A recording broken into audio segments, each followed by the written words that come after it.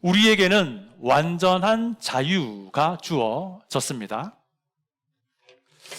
이 자유가 어떠한 자유인지 알기 때문에 우리는 이 자유를 누림에 있어서 정말 진중한 책임감을 가지고 있습니다. 그렇죠? 그렇죠. 예. 근데 그렇게 함으로써 주님께서 우리에게 자유를 주신 그 목적과 그 뜻에 합당하게 살아가는 것입니다. 이것이 그리스도인의 삶입니다. 그 자유를 내 육신의 소욕을 먹이는데 사용하지 말라는 거예요. 소욕이라 함은 욕심, 원함을 말합니다. 내 자아가 원하는 것, 그거 먹이는데 사용하지 말라는 것입니다. 대신에 그 자유를요, 사랑으로 지체에게 종 노릇하는 데에 사용하라는 것입니다. 여러분, 그렇게 하기 원하시지요? 그렇다면 우리가 알아야 할 것이 하나 더 있습니다. 그것은요, 그리스도인이 성령님께 사로잡혀야 한다는 것입니다. 성령님의 인도하심에 순종해야 한다라는 것입니다. 그런데 한번 봐보세요. 우리는 평생 사실 내 생각과 내 뜻대로 살아왔습니다. 그 긴 세월 동안 고착된 내 자아, 내 고집을 이겨내기란 쉬운 일은 아닙니다. 그렇지만 이것이요, 그 고집스러운 내 자아 이겨내기를 포기해도 된다는 말은 더욱 아닙니다. 여러분, 내 안에 딱 들러붙어 버린 내 자아와 아집 이겨내기를 포기하는 순간 나는 그리스도인이 아니에요 라고 광고하는 것과 같습니다. 그런데 희한한 것은요, 그렇게 광고하면서 살면서도 말로는 나는 그리스도인입니다라고 말합니다. 이 얼마나 모순된 상황입니까? 이 모순된 상황을 계속 방치하게 되면요, 자기 스스로 속게 됩니다. 아, 이런 것이 그리스도인의 삶이구나 라고 스스로에게 세뇌됩니다. 그렇게 또 시간이 계속 흘러가면요, 자기가 마치 성숙한 사람이라도 된 듯 오해하기도 합니다. 와, 이 정도 시간이 흘렀으니, 교회에서 내가 보낸 시간이 이 정도 기니 나는 이제 이 교회에서 내 목소리를 마음대로 내도 되는 거야 라고 생각하면서 어느 순간 교만의 자리에 앉아 있게 됩니다. 이런 상황이 계속 이어지면요, 교회 전체도 속게 됩니다. 아, 이런 모양이 원래 교회이구나 라고 속으면서 교회 놀이만 하게 됩니다. 그때부터는요, 주님의 교회가 아니라 내 교회가 되어 버립니다. 그렇게 되면 어떻게 일이 벌어지지 않습니까? 복음 전도와 영혼 구원에 올인해야 할 그리스도인과 교회가 오히려 복음 전도를 틀어막고요, 영혼 구원을 방해하는 그런 모양이 되고 맙니다. 이와는 반대로 되는 것이 정상적인 모습입니다. 우리가 정상적으로 흘러가려면 어떻게 하라고 오늘 본문이 말하고 있습니까? 우리 다 같이 16절 다 같이 있습니다. 내가 이르노니 너희는 성령을 따라 행하라. 그리하면 육체의 욕심을 이루지 아니하리라. 성령님을 따라 행하라. 이것이 오늘 본문이 우리에게 주시는 말씀, 솔루션입니다. 성령님을 따라 행한다는 것이 과연 어떤 의미일까요? 구체적으로 무엇을 말하는 것일까요? 성령님을 따라 행하라. 이건 명령이에요. 명령형으로 지금 나오고 있어요. 여러분, 질문 하나 할게요. 성령님을 따라 행하라는 이 말을 들을 때에 여러분 마음에 지금 제일 먼저 어떤 이미지가 떠올랐습니까? 어떤 이미지가 제일 먼저 떠올랐습니까? 한번 생각해 보시고요. 그 떠오른 그 이미지를 머리에 가진 채로 오늘 본문 말씀은 과연 성령님을 따라 행하는 것이 무엇이라고 말하는지를 살펴봅니다. 3단계로 나눠볼 건데요. 첫 번째는요, 성령님을 따라 행하는 것이 무엇인가 라고 하는 것이고요. 두 번째는 성령님을 따라 행하는 것이 왜 중요한가 라는 것이고요. 세 번째는 어떻게 그러면 성령님을 따라 행하는 것인가 라는 것을 살펴봅니다. 먼저 성령님을 따라 행한다는 것이 무엇인가 라는 것입니다. 오늘 본문 바로 직전에 어떤 내용이 언급되어 있습니까? 13절 상반절 보면요, 내 육체를 먹이는데 자유 쓰지 말고 내 지체를 먹이는데 자유를 쓰라 라는 것이었습니다. 그게 13절 내용이에요. 그러면 내 지체를 먹이는 건 뭐냐? 13절 하반절이 말합니다. 사랑의 마음으로 내가 먼저 종이 되어 지체를 섬기라는 거예요. 이것이 내 자신을 먹이는 게 아니라 내 지체들을 먹이는 거예요.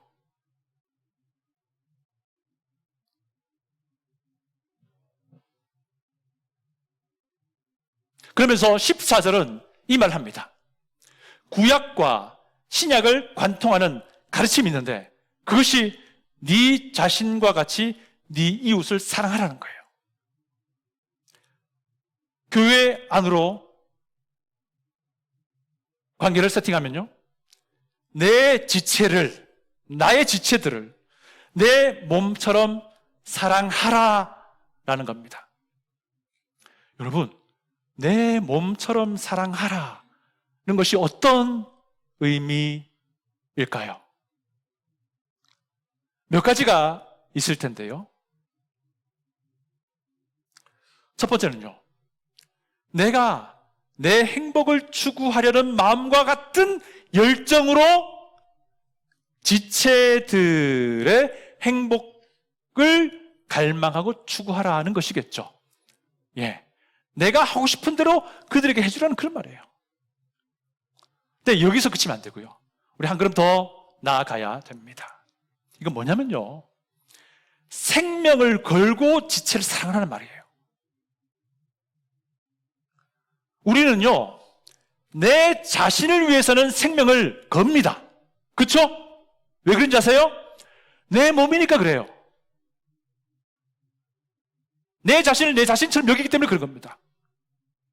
또 우리는요, 내 자녀들, 자식들을 위해서도 생명을 겁니다. 나는 생명 안 거는 부모요. 있으세요? 없잖아요. 왜 그런지 아세요? 내 자녀가 내 몸이라고 생각하기 때문에 그래요.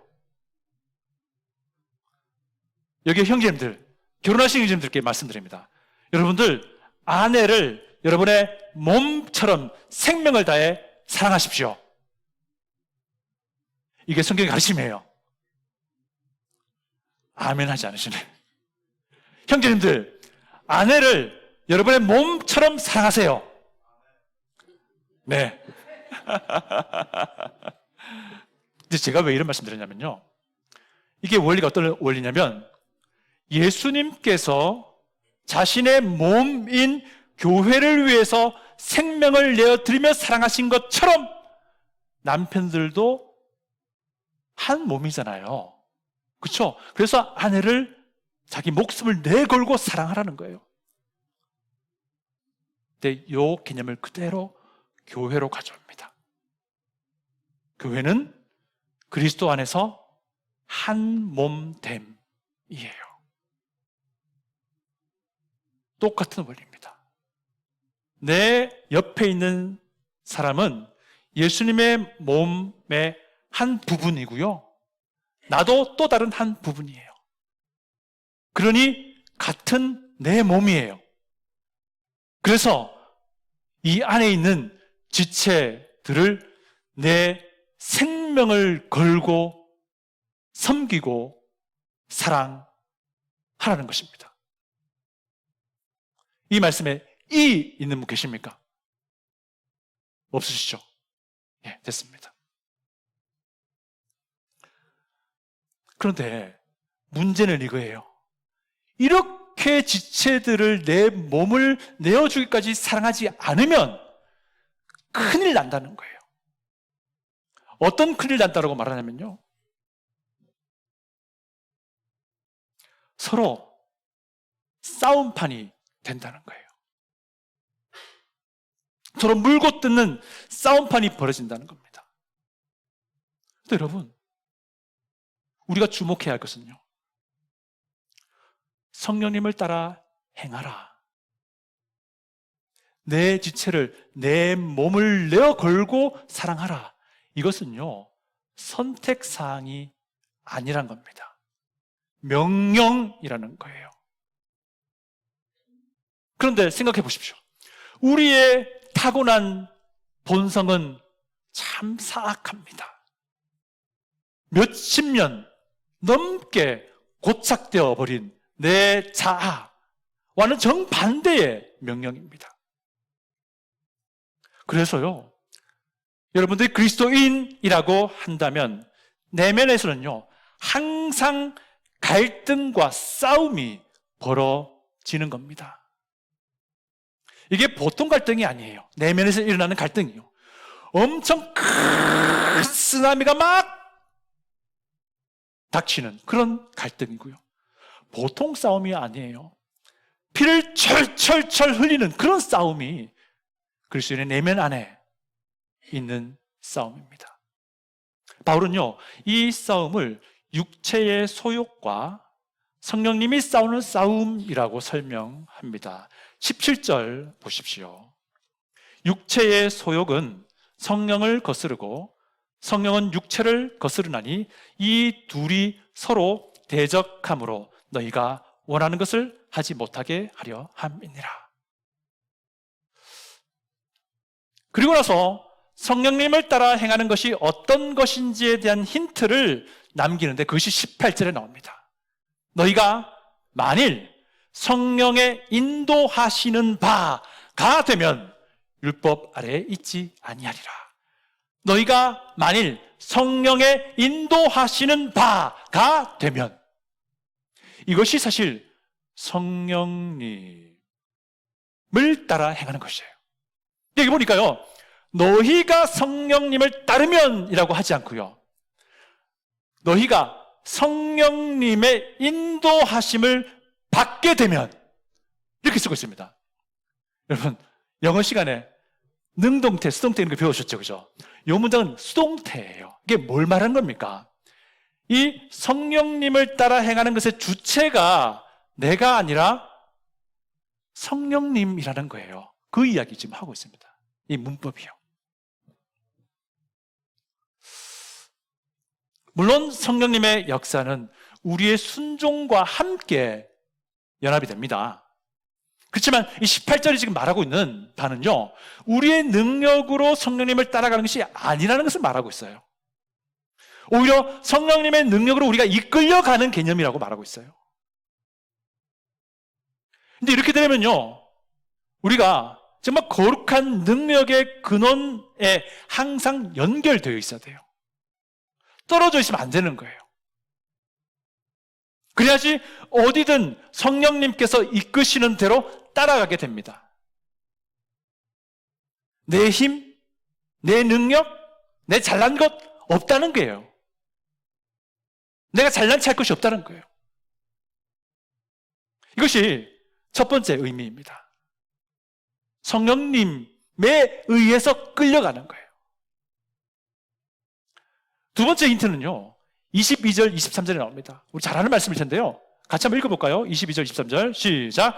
오직 성령의 열매는 사랑과 희락과 화평과 오래 참음과 자비와 양선과 충성과 온유와 절제니 이 같은 것을 금지할 법이 없는지라. 아멘. 사랑, 희락, 화평, 오래 참음, 자비, 양선, 충성, 온유, 절제, 이 9가지 그리스도인의 캐릭터를 말하는데 이것을 성령님의 열매라고 말합니다. 성령님의 열매를 이 본문 안에서 바울이 쓰고 있는데요. 여러분, 열매라는 이미지를 우리가 생각하면요, 요한복음에서 예수님이 하신 말씀을 떠올리게 합니다. 어떤 말씀이 떠오르실 것 같으세요? 나는 포도나무요, 너희는 가지니 너희가 내 안에 붙어 있을 때에 많은 열매 맺는다. 이 말씀이 떠올려지죠. 요한복음 15장 3, 4, 5절 제가 읽어드릴게요. 너희는 내가 일러준 말로 이미 깨끗하여졌으니 내 안에 거하라. 나도 너희 안에 거하리라. 가지가 포도나무에 붙어있지 아니하면 스스로 열매를 맺을 수 없음같이 너희도 내 안에 있지 아니하면 그리하리라. 나는 포도나무요, 너희는 가지라. 그가 내 안에, 내가 그 안에 거하면 사람이 열매를 많이 맺나니 나를 떠나서는 아무것도 할 수 없음이라. 너무 잘하는 말씀이잖아요, 그죠? 가지가 나무 본체에 붙어 있을 때의 열매를 맺습니다. 예수님이 포도나무라고 비유하셨고 우리가 가지라고 비유하셨습니다. 우리가 예수님께 잘 붙어 있어야 된다는 그런 말 아니겠습니까? 너무 잘 알잖아요, 우리가. 그런데요, 우리가 주목해야 될 것은 바로 3절 말씀이에요. 예수님이 포도나무 가지 이야기를 하시면서 먼저 던진 말씀이 있어요. 뭐냐면요, 너희는 내가 일러준 말로 이미 깨끗하여졌으니 그리고 내 안에 거하라 시작해요. 그게 무슨 말이겠습니까? 너희가 내 안에 거하라, 이 말이요, 예수님 안에 거하라, 예수님께 붙어있으라, 이 말이 뭐냐면 예수님이 일러준 그 말씀 안에 거해라, 예수님의 그 말씀에 붙어있으라 라는 것을 함의한다는 거예요. 그러니까 성령님을 따라 행한다는 것은요, 성령님께 이끌림을 받아서 순종함으로써 성령님을 따라가는 거예요. 근데 그 주체가 내가 아니라 성령님이라는 것입니다. 마치 기차와 같습니다. 맨 앞에 끌어주는 기관차가 있고요, 그 뒤에 객차든 화차든 붙어 있습니다. 근데 객차나 화차나 자력으로는 움직이지 않습니다. 오히려 경사진을 만나면 뒤로 밀릴 뿐이죠. 그런데 우리가 순종하기로, 따르기로 하면요, 오히려 경사를 만나도 거슬러 올라가게 됩니다. 왜? 맨 앞에 계신 예수 그리스도께 우리가 붙어 있을 것이기 때문에 그렇습니다. 또 마찬가지입니다. 성령님을 따라 행한다는 것은요, 그리스도의 말씀에 붙어 있는 것입니다. 맨 앞에서 말씀을 공급하는 기관차에 연결되어 있을 때 객차는 말씀의 힘을 공급받는 겁니다. 붙어 있지 않으면 공급받지 못하는 것이죠. 여러분, 말씀에 붙어 있길 바라요. 이것이 성령님을 따라 행하는 것입니다. 제가 한 가지 여쭤볼게요. 만약에 여러분이 무인도에 혼자서 떨어져 버렸습니다. 그런데 너무 예쁜 집이 하나 있어요. 그 안에 온갖 먹을 것도 다 있어요. 편안한 잠자리도 있고 여름엔 시원한 에어컨도 나오고, 혼자 떨어졌어요. 근데 놀라운 것은 그 안에 성경책이 하나 있네요. 이게 다예요. 여러분, 지금부터 홀로 그곳에서 사시는데 여러분의 영성을 홀로 지내면서 유지할 수 있을까요? 나는 유지할 수 있습니다! 손 들어보십시오. 사실 제 목회에 여러분 개인을 향한 목표가 바로 이거긴 한데 실상은 그렇지가 못하지요? 예, 그렇습니다. 그래요. 우리가 그런 사람들입니다. 이게 무슨 말인 거 아니에요? 여러분, 어떠한 상황에 처하든지 절대로 자기 발로 무인도에 들어가지 말라는 거예요. 어떠한 상황에 처하든지 간에 절대로 자기 발로 깜깜한 동굴 안으로 들어가지 말라는 겁니다. 혼자 무인도에 떨어지겠노라 들어가 버리면요, 혼자 깜깜한 동굴 속에 들어가 혼자 있겠다라고 한다면요, 10중 8구 별로 더 안 좋은 상황들만 만들게 돼요. 이전보다 더 주관적이 되고요. 아집만 늘게 돼요. 정말 사소한 오해가 계속 눈덩이처럼 불어납니다. 심지어요, 자기 합리화의 끝판왕이 되어 있습니다.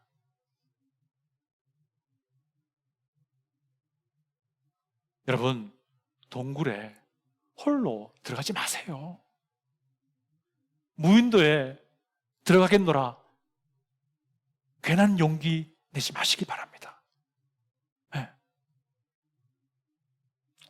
아무리 어렵고 힘들더라도요, 주님 말씀을 듣고 성경 말씀을 배우는 자리를 떠나지 마시길 부탁드립니다.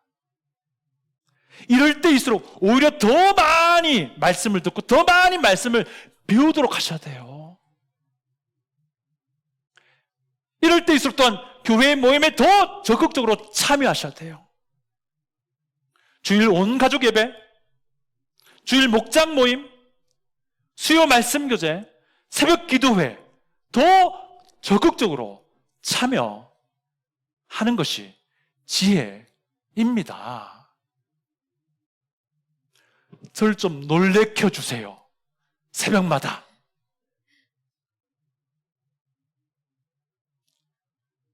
두 가지로 놀라거든요. 새벽 예배 때마다. 잘 나오던 분이 안 나올 때 깜짝 놀라고요. 안 나오던 분이 갑자기 나오면 더 깜짝 놀래요. 여러분, 저를 두 번째 이유로 깜짝 놀래켜 주시기 바랍니다.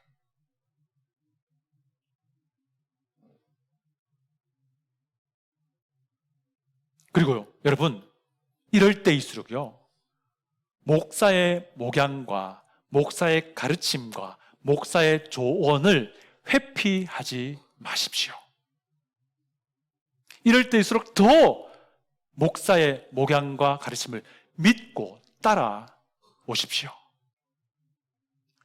제가 이런 말씀 생전 드리지 않았습니다. 올해 들어서 이제 말씀드리기 시작합니다. 저 스스로도 사실 좀 성격이 그래서 그런지 민망해요. 그런데 이게 기본 중에 기본 원리예요. 목사가 주님의 말씀의 범위를 벗어나지 않는 범위 안에서 말씀을 가르치고 권면하고 조언하고 목양한다면요, 여러분, 힘들고 어려울 때일수록 그 목사의 말에 경청하고 그 목사가 말하는 성경의 원리를 들으셔야 돼요.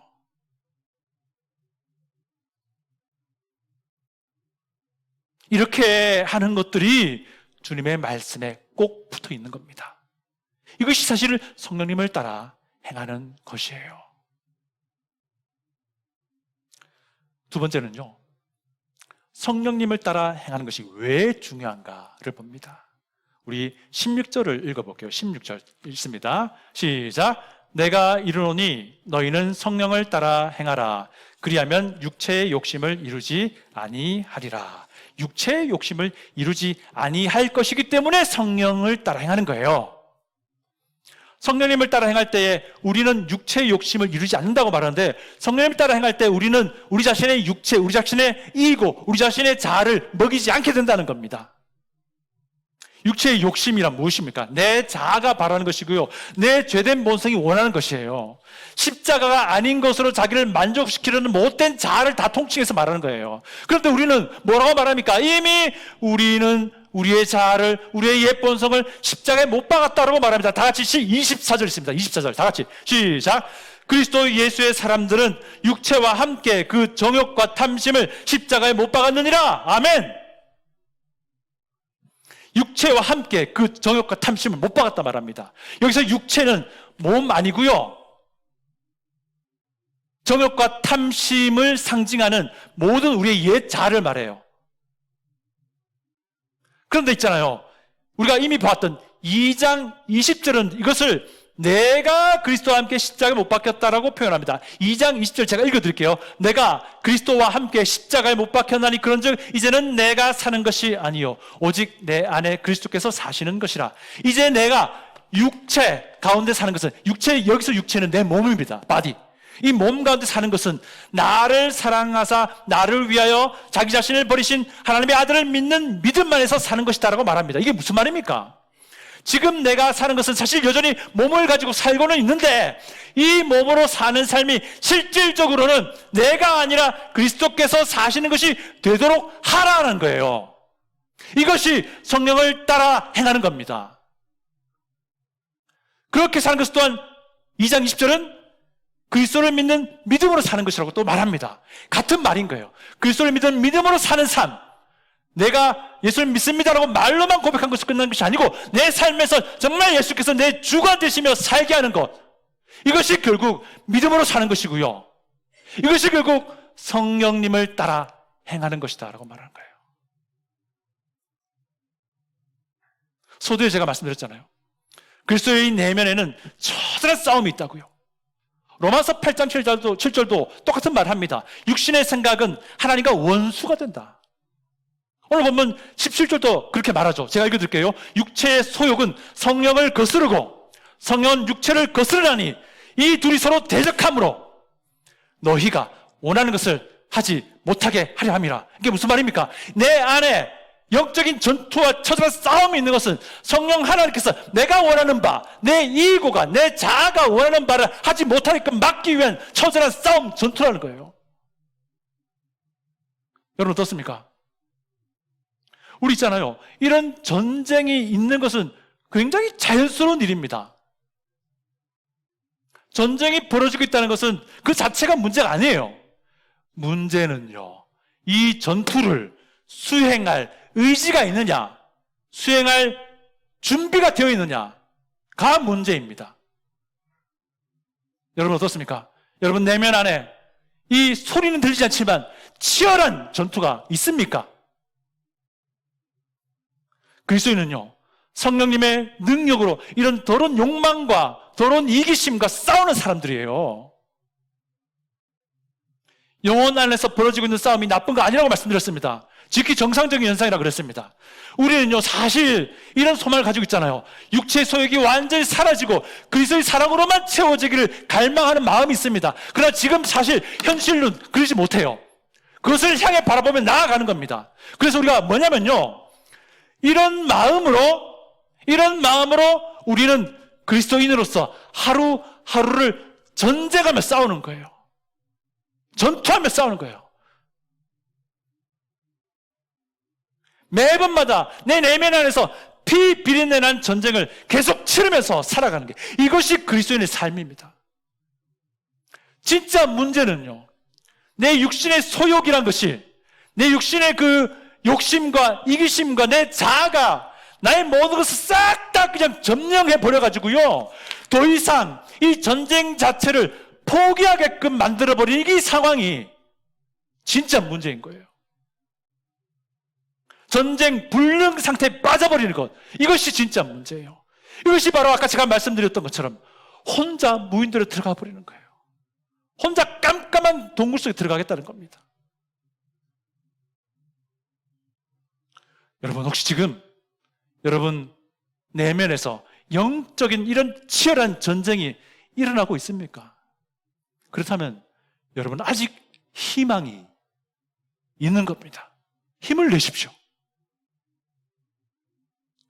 여러분 안에 성령님이 내주하신다는 표시는요, 여러분에게 이런 악한 소욕이 없다는 것, 이것이 사실 아니라 여러분이 지금 그것들과 치열하게 싸우고 있다는 거예요. 이것이 성령님이 내주하신 증거예요.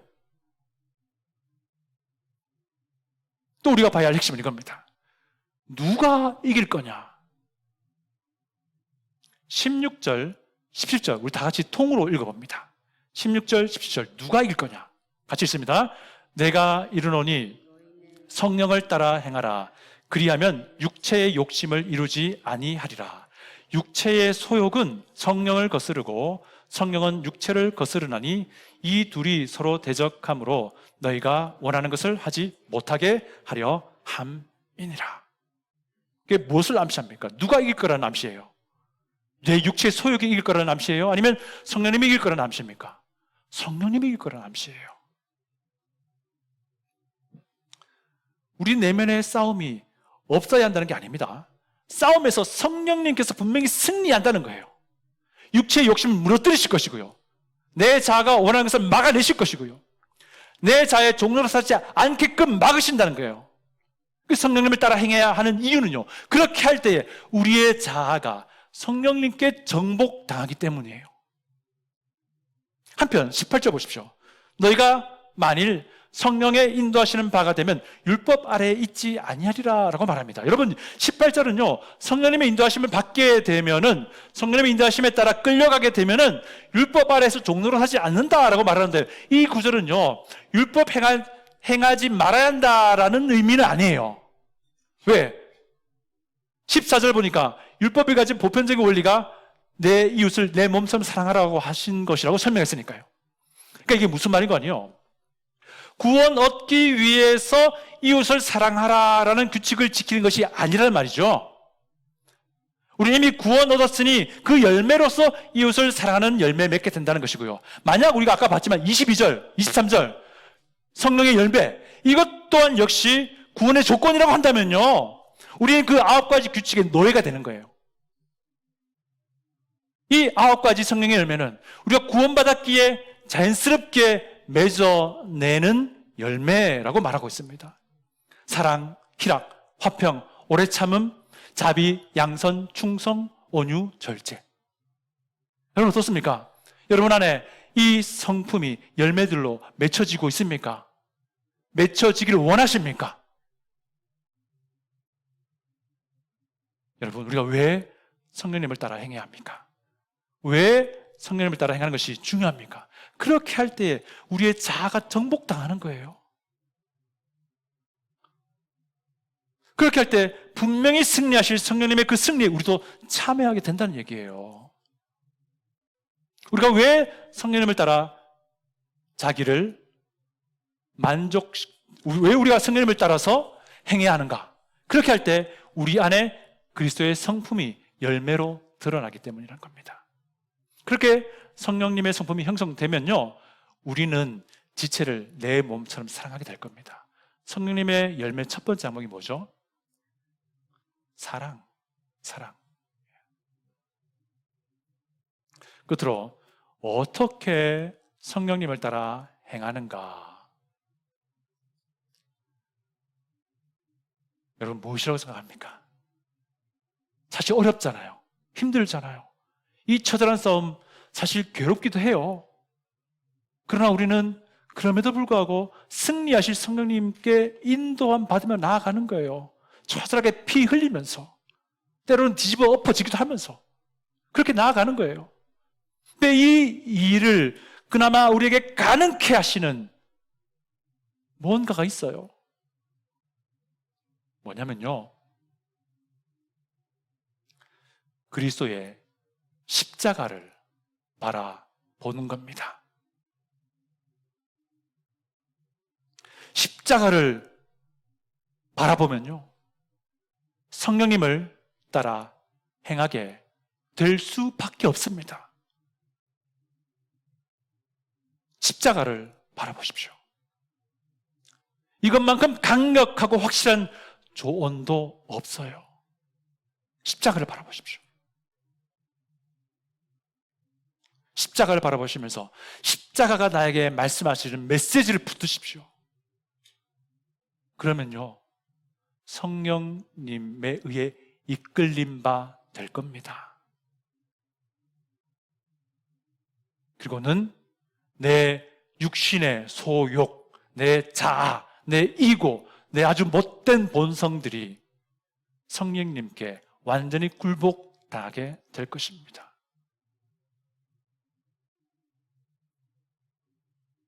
다시 한번 말씀드립니다. 날마다 그리스도의 십자가를 바라보십시오. 그리스도인에게 그리스도의 십자가가 늘 정답이에요. 늘 해결이에요. 늘 하나님이 직접 주시는 은혜이기도 합니다. 십자가를 바라보십시오. 기도하겠습니다.